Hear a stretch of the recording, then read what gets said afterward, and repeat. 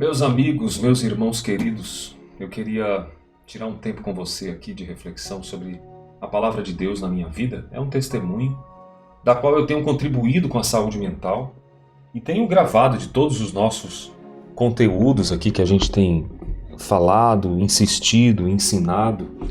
Eu tenho por certo que a espiritualidade tem sido talvez o maior segredo da minha vida, da minha profissão, daquilo que eu tenho aprendido todos os dias. Eu hoje estava meditando lá na carta de Paulo a Filemon, que Filemon, inclusive, é um livro de uma folhinha ou duas ali na sua Bíblia, lá no Novo Testamento, mas que ensina quem intercede por nós. Imagine o cenário. O apóstolo Paulo estava preso lá em Roma, e ele preso em Roma precisou mandar uma carta lá para a igreja de Colosso. Timóteo já estava andando há algum tempo por lá, já estava passeando em alguns lugares ali, mas Paulo encontrou-se com um homem chamado Onésimo, que era um escravo na época de Filemon. E esse escravo aceitou a Jesus Cristo, se converteu ao Evangelho por meio da pregação de Paulo. E o que aconteceu naquele momento?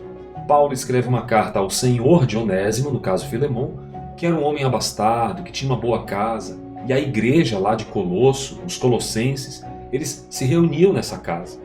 E nesta casa, na casa de Filemon, a carta chega de Paulo a Roma, saudando Filemon como um grande amigo, agradecendo a ele por toda a oração e apreço enquanto ele estava preso, mas ele intercede pela vida de Onésimo, que tinha, segundo o que Paulo sabia, fugido de lá, não se sabe ao certo se era para ir ao encontro de Paulo, e acabou fugindo das suas obrigações como escravo naquele lugar e naquela época. E foi com uma carta de punho que o apóstolo Paulo diz, então, que ele pudesse receber e intercede, porque ele seria muito útil para o evangelho e para a obra daquilo que aconteceria.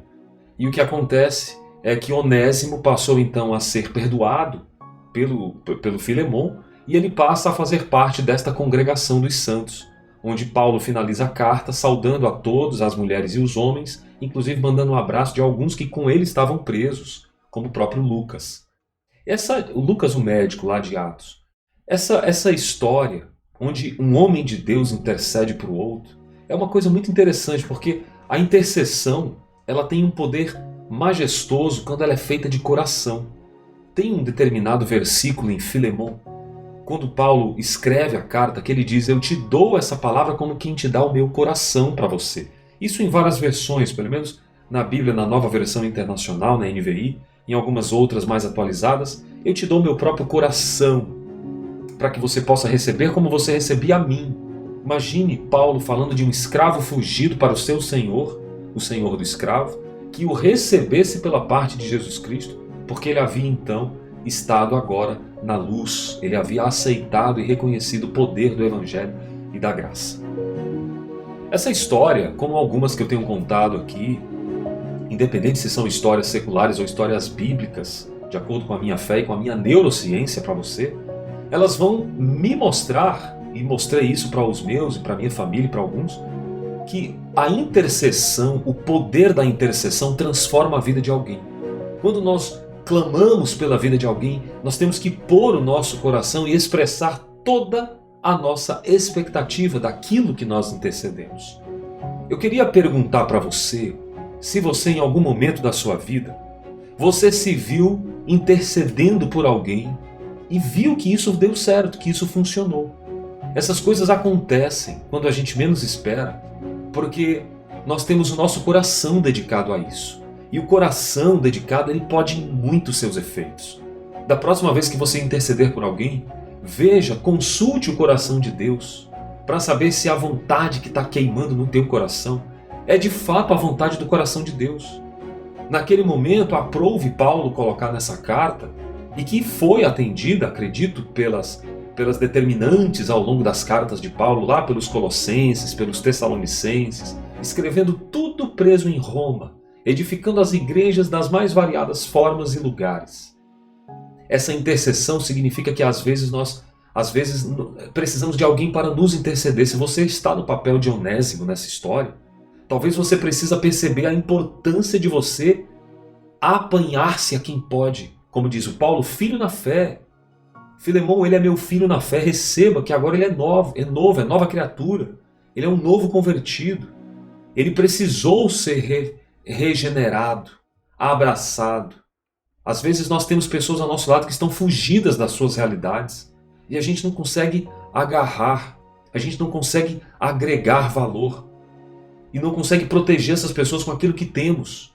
Imagine você, um homem que conheceu o apóstolo Paulo, que estava preso numa prisão deteriorada, mas clamou a Jesus Cristo, foi salvo e naquele instante ele conseguiu fazer com que o próprio Paulo intercedesse por uma única vida, um escravo de um homem longe, mas que estava ali e que conhecia toda aquela renovação do cristianismo, do evangelho que estava acontecendo.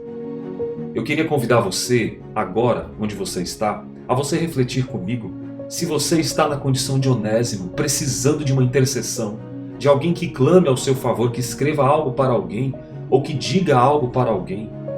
Esse alguém pode ser hoje impactado. Se você abrir o seu coração, se você colocar diante de Deus também as suas súplicas, há de haver um ser humano que, como Paulo, vai interceder pela sua vida. Mas você precisa abrir o seu coração. Talvez você precisa colocar diante de Deus essas questões de uma forma muito simplista, de uma forma simples, humilde, um coração demasiadamente convertido. Mas se você está na condição de Paulo, de ajudar alguém, faça isso agora. Lembre-se de alguém que você pode interceder e fazer alguma coisa. Não custa nada interceder pela vida de alguém. Sobre todas essas coisas, Jesus Cristo intercede por você. Quando eu trago saúde mental, saúde biopsicossocial e espiritualidade, eu estou sendo sincero com a minha fé, sincero com as minhas crenças, mas ao mesmo tempo completamente aberto a aprender cada vez mais.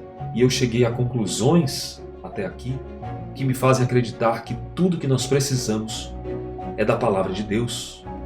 A essência da Bíblia Sagrada que me acompanha desde os meus 5 anos de idade. Imagine que até a gravação disso eu estou com 43. Hoje você tem um compromisso: interceder pela vida de alguém ou clamar por intercessão. Você pode fazer isso agora, onde você está no seu lugar. Feche os seus olhos um pouco, baixe a sua cabeça, reflita sobre como vai a sua vida, como é que vão as suas escolhas, as suas decisões. Tudo novo se fez. 2 Coríntios 5,17, uma outra carta de Paulo lá para a igreja de Corinto, diz: todas as coisas são renovadas. Se alguém está em Cristo, nova criatura é.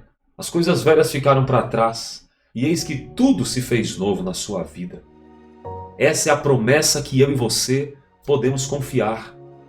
Esta é a promessa que eu e você podemos agarrar com unhas e dentes. E eu sigo trazendo a palavra que está no meu coração, a palavra de Deus para você, trazendo saúde mental, trazendo comportamento, mudança de vida, com essa essência que não muda e que jamais passará. Interceda pela vida de alguém. E se você precisar, eu posso ajudar você, ao meu alcance, ao meu melhor, intercedendo pela sua vida. Que Deus te abençoe em nome de Jesus. Eu desejo, onde você estiver, sempre, saúde, paz e bem para você. Sua vida vai dar certo em nome de Jesus. Até lá. Talvez a sua vida está atravessando situações difíceis, mas acredite, sempre é tempo de reviver uma nova jornada, uma nova história. Saúde, paz e bem para você é o que eu desejo. A gente se vê.